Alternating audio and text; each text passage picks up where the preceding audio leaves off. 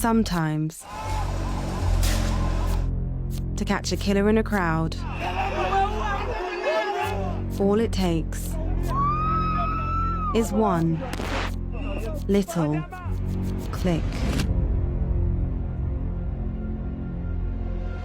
In June last year, blood was spilt on the grounds of Kenya's parliament. The month before, the government, led by its president, William Ruto, proposed its annual budget, the 2024 finance bill. If we are a serious state, we must be able to enhance our taxes. By raising taxes, it promised to address the country's growing debt problem. I vote yes. But many young Kenyans, nicknamed Gen Zs, didn't see it that way. Our members of parliament, the president, they are not listening to us at all. People just had enough of everything. That is where it all began. On June 25th, everything changed. More than 100,000 Kenyans hit the streets of Nairobi. Their aim? Occupy the parliament. They were going there as owners of the house. It's a people's assembly, belongs to the people. At first, security forces held them back with tear gas and truncheons. But as the day went on, tactics changed. Every single time we went to the street, we even had our hands up saying, we are peaceful, we are peaceful. But they still gun people down.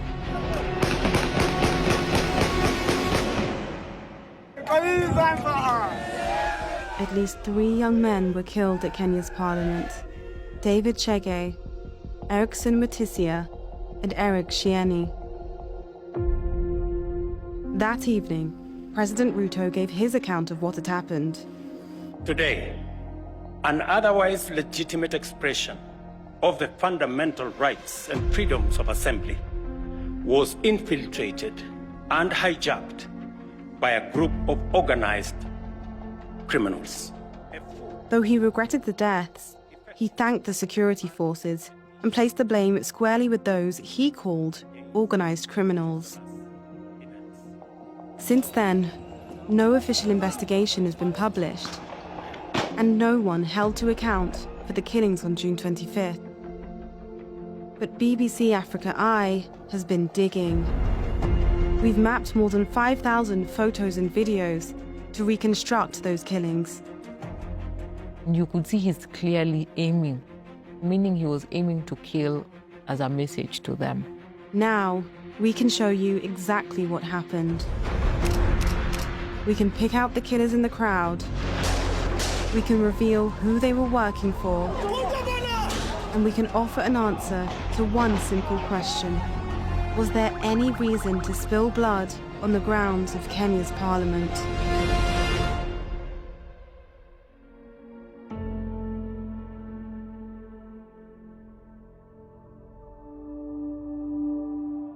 When I came into office, I told everybody, tighten up your belts.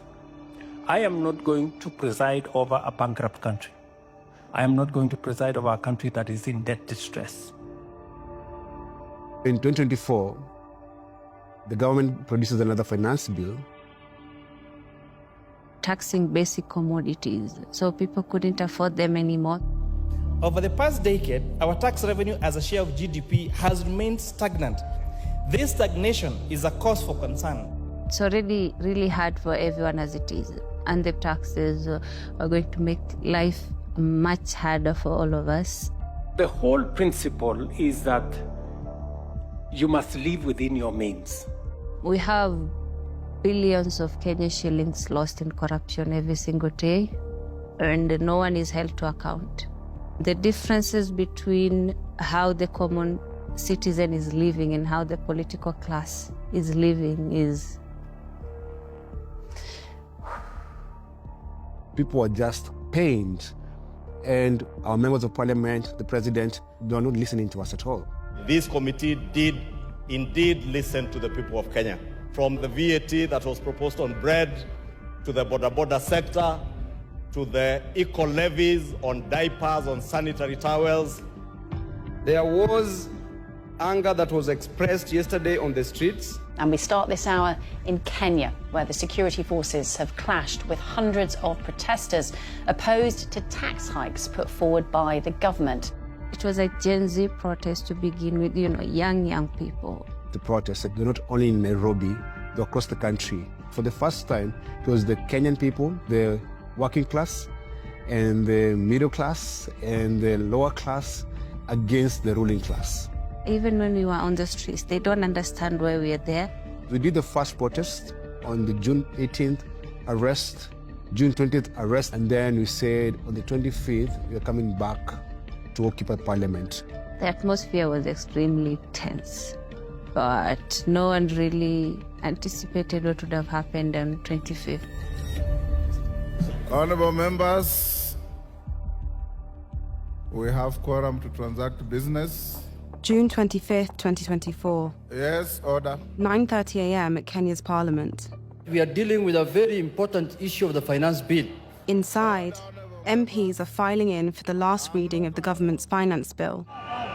Outside, It was a party. It was a beautiful party. Kids came out with Bluetooth speakers and their water. It was a carnival, the entire city. There was no destruction. There was no violence. There was only one goal. When we started reading the bill, we go to Parliament. I'd look at every corner and every side. I really felt that this was it. This is something this country has never seen before. I saw hope. My name is Ademba Alans. I'm a journalist by profession, currently in school. On June 25th, for me it was just a normal day. I knew people would just be there, shout, Ruto must go. People are live streaming on their TikTok, on their Instagram. And now the media is here. These things are being live streamed on national TVs. That's when I realized that it was going to be serious. Honorable members, do we put the question? By the time voting begins, Will as many as of that opinion say aye? numbers have hit over 10,000 in central Nairobi. But said, you know what, we're going to go all out. We felt this was possible, we would finally occupy Parliament. But the police have other ideas. Now the numbers start getting bigger and people actually start getting arrested. The police are everywhere. They're trying to push people back. People start confronting the police officers, not fighting them, but asking them, why are you arresting us? We are peacefully protesting. For 3 hours, more than 100,000 protesters pour in from the east, the north, and the west. They unite and push towards their target, Parliament. We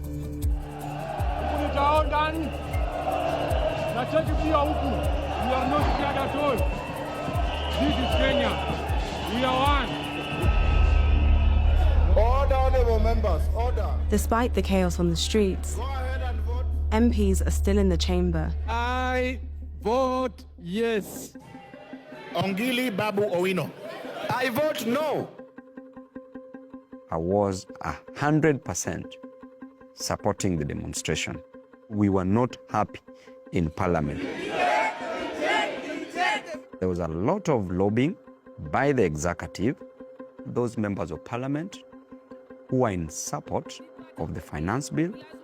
Earlier on, they were so happy that they were winning. Back at the protest, police are holding these 3 pinch points. Tear gas and rubber bullets pound the protesters. But they keep coming. People even climbing on top of those water cannons. People evading arrest. Now numbers are increasing. People had one sole goal: to enter the Parliament. By 2 p.m, police are mounting a last defense at the northeastern corner of Parliament. But they're surrounded.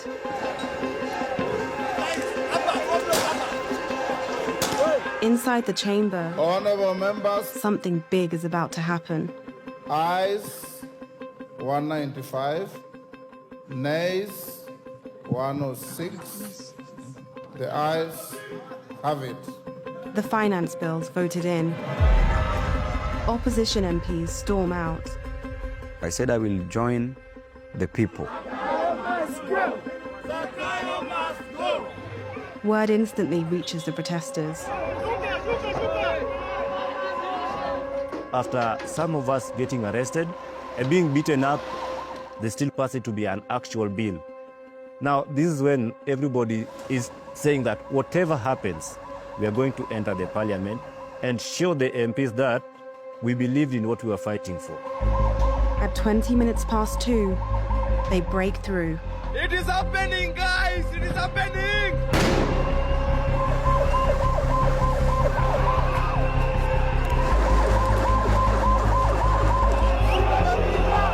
They've reached Parliament.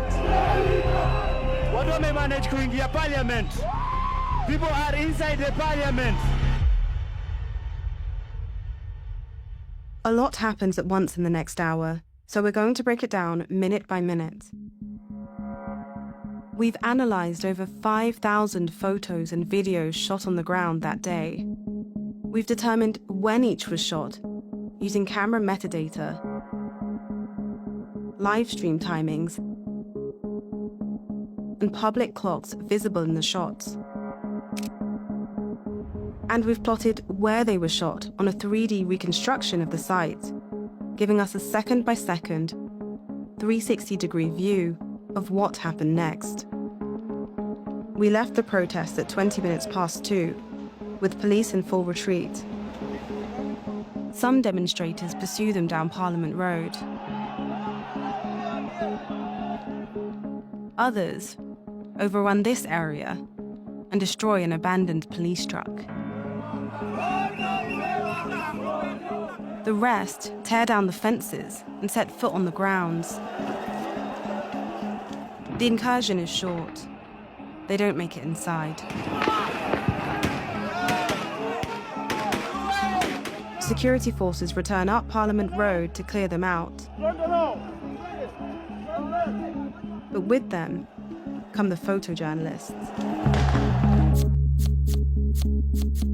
On the front line, one photographer took these. He didn't know it then, but he'd just captured the last 3 seconds of this man's life.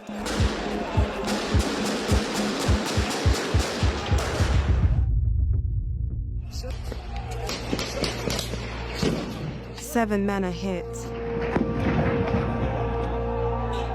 The people now saying, they've shot people, they've shot people.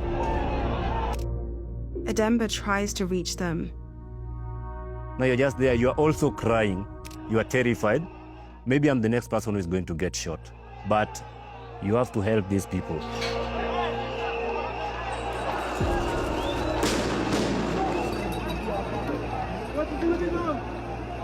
But for 2 of those men, he's already too late. There was a guy next to me, was in white overalls. I don't know where he's shot, but he was shot. You could see blood.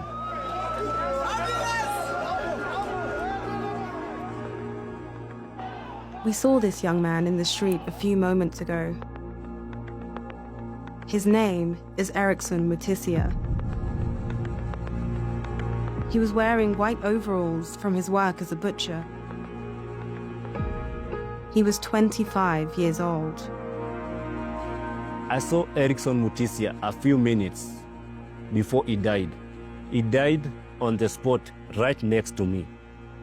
What did he do wrong? Did he pose any threat? Why is he dead? The second casualty is the man in the purple hoodie. His name is David Chege, a 39-year-old software engineer who ran a Sunday school for children. He was kind, humble, soft-spoken. Impossible. I went to some of those funerals. I went to enough funerals to last me a lifetime. The kids who buried him were his Sunday school students. And everyone had dispersed. Found the mother standing alone at the grave. Mom, so sorry for your loss. What would you like to tell the country? Yeah, I have no words. Heartbroken. Nothing spoken. I actually think that was the last funeral that I went to. I couldn't handle the more mothers breaking.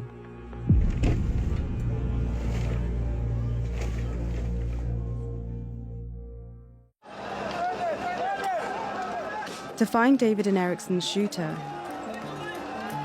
we need to find the moment he pulled the trigger. Police advance up Parliament Road, then this happens.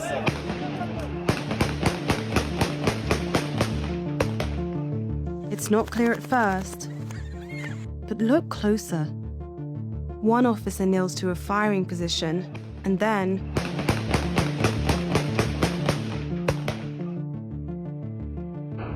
this protester goes down, as does a figure dressed in white, Ericsson. To see David, we need to change our angle. If these shots hit him too, that officer's 50 meters from the pair as he takes them. And it just so happens one journalist was filming in the right place at the right time.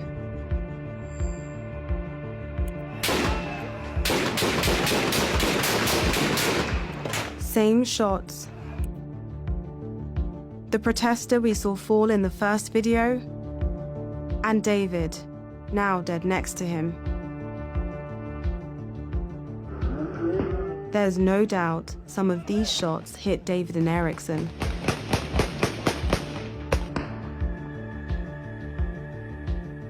Meaning this man is the one who fired them. But how do you track a man with just a photo of his back? Look at the uniforms. Different weapons. Different body armor. Riot shields. Headgear. And in his case, an upturned neck guard. His features single him out in a video shot a minute later. A perfect match.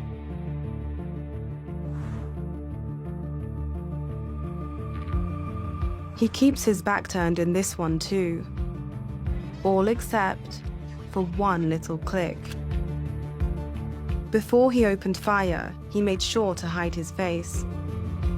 Why is his face being covered up? They decided that they have to shoot. Why? Why did you kill us? Why did you kill peaceful protesters? But our hunt for accountability doesn't end here. I just saw the video of moments before David Shege and Ericsson were shot dead. My heart really sank because you could hear the police officers saying, "Hua, hua." It's a Swahili word which means to kill.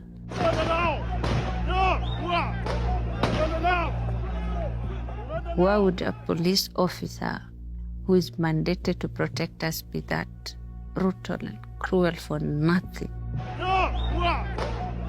After months of digging, BBC Africa Eye can identify this police officer. His name is John Kaboy. Multiple sources told us he's a plainclothes officer based at the Central Nairobi police station. Even after the fatal shots, he could still be heard urging his colleagues forward to kill. This is the man who fired those shots into a crowd 50 meters from him. And this is the officer who urged him to do it. Both David and Ericsson were in that crowd. Neither of them were armed, and neither of them were organized criminals who'd hijacked the protest. This is what the state is, killing its brave, harmless youths, demanding for a better country. Ericsson's friends carry his body to the southern gate of Parliament.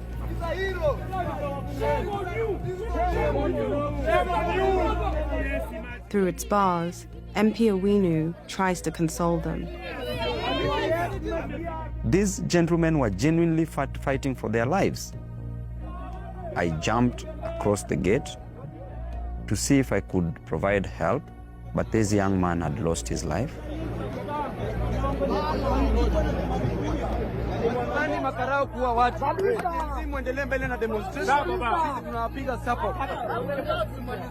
From that moment, the Gen Zs were very close to Parliament. The only thing that they could fear was fear itself. And they say that enough is enough.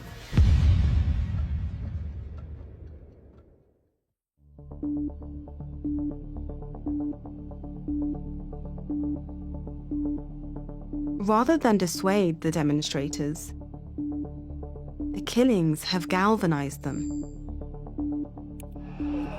They try for Parliament again, but this time they do it differently. People came in numbers. Like, a whole stadium is there. Most of them are just, they fear for their lives, but they want to get to the Parliament. One man at the front of the pack stands out. We saw him earlier, photographed seconds before David and Ericsson were shot dead. It's a clearer picture, but we still can't see who he is.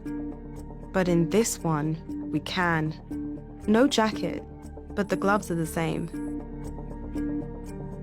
And the shorts match too.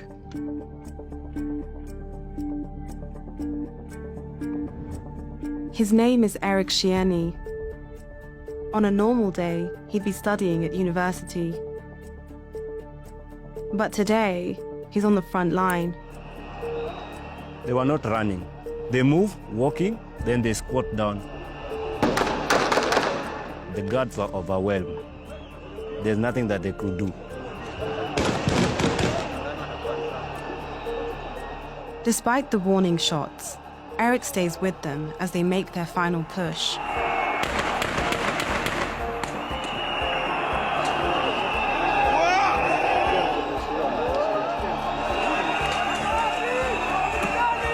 People now entered the Parliament. People were inside the Parliament.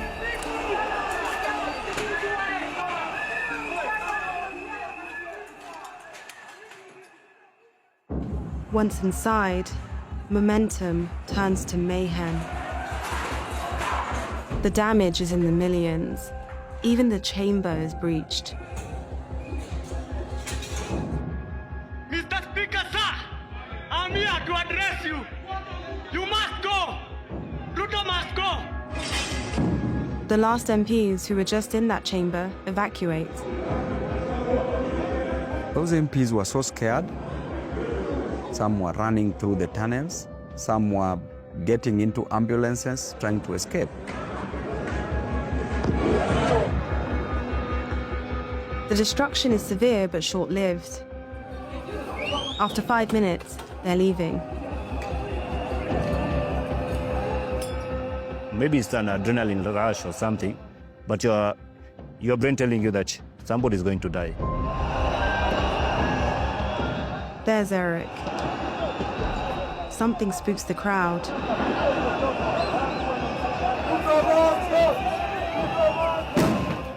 He's caught in the stampede. And we lose him. Ademba's right. Somebody's going to die.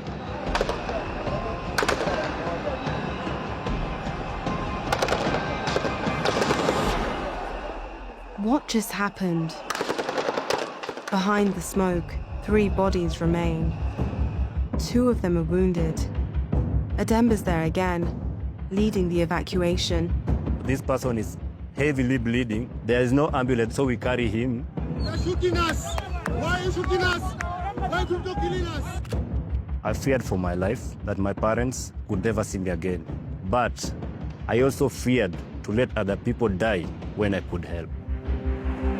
But the third casualty is beyond Ademba's help.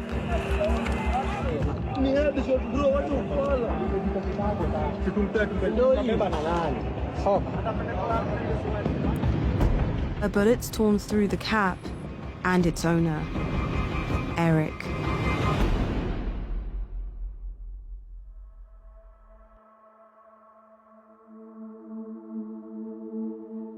Eric Kayoni Shieni.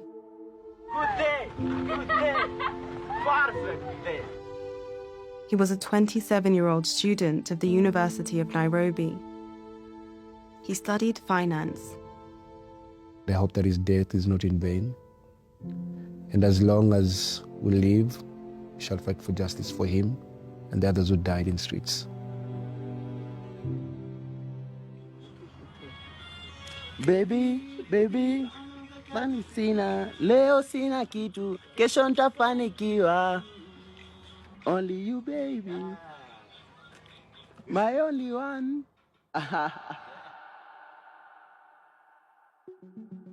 Everything we've seen up till now leads us to one question. Who killed Eric Shieni? If we followed the trail of evidence to the fatal shot, we can find the man who fired it.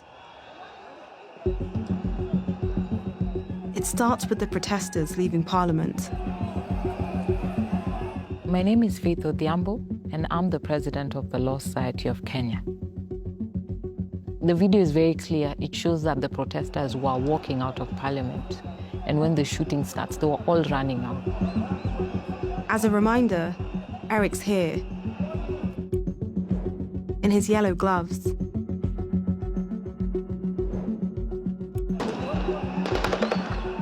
We lose him for a moment, but pick him back up as he reaches the exit. A last flash of his yellow gloves, and then Eric goes down. Now we've got the gunshot, we can get the shooter. At first, the bedlam obscures any clues. Then this man steps into frame. You could see he's clearly aiming, so meaning he was aiming to kill as a message to them. Have a look from another angle.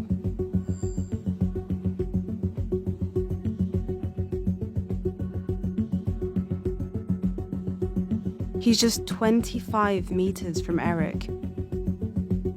And there's no question where his rifle's pointing. The aim was to kill those protesters. Eric was just the unfortunate one.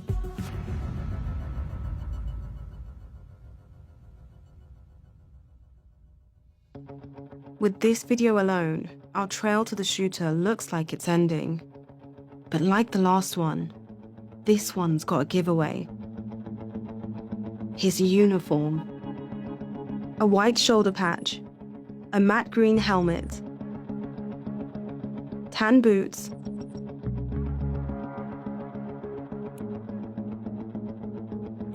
and a solid stock rifle. Perhaps that's enough.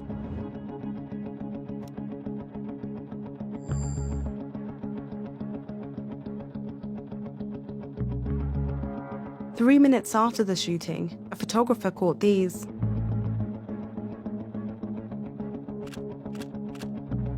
At first, the uniforms all seem the same, but there's actually subtle differences. Wrong headgear, no shoulder patch, different rifle stock. But what about him? Same helmet, same boots, and a solid stock rifle. And the shoulder patch? Were he the shooter, it'd be on his other shoulder, which he shows in this video shot seconds later.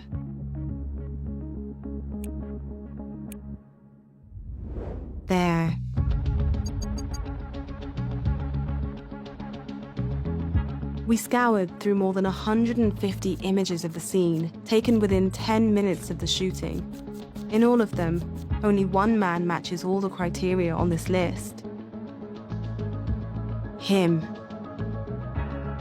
Eric deserved a fair hearing. We don't know if he damaged Parliament or not. He wasn't aggressive. He was leaving the premises. They could have had him arrested, but the fact that you shoot his head, it was clearly an intention to kill.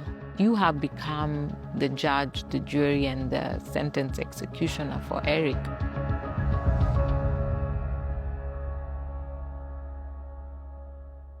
Our suspect wasn't there by mistake. He was working for someone. So the last question is, who? The answer lies in these. Taken 7 minutes after the killing. The squad's moved, but our suspect's still with them. There he is, and there's his badge. But is it white? Boost the natural color. Black, red, and green too. Only one part of Kenya's security forces officially wears this when deployed domestically: the army. We consulted several senior officers in Kenya's defense forces, the KDF. All confirmed this man's uniform is that of the Kenyan army, a force well regarded by the public, not known for turning its guns on civilians. No single piece of evidence pinpoints Eric's killer, but connected, the trail of images we followed lay out a grim case. This man's features match those of the shooter. His uniform shows he's a soldier, and he was aiming at Eric as gunshots rang out. All our evidence points to one conclusion. This soldier killed Eric Shieni as he was running away. That is unlawful. It is unnecessary use of force. Eric deserved a fair hearing. He did not deserve the death penalty.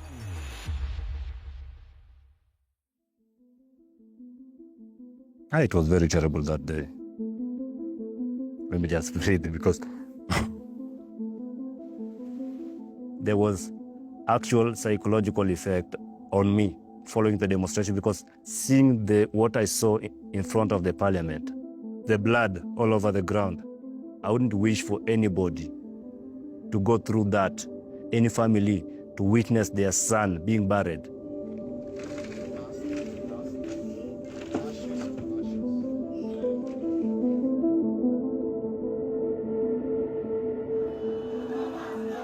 More than 2/3 of Kenya's counties held demonstrations on June 25th. There was turmoil in some. Shops were looted, buildings torched, and an estimated 30 people killed. The account President Ruto gave on June 25th painted some of the protesters as organized criminals who hijacked the demonstrations.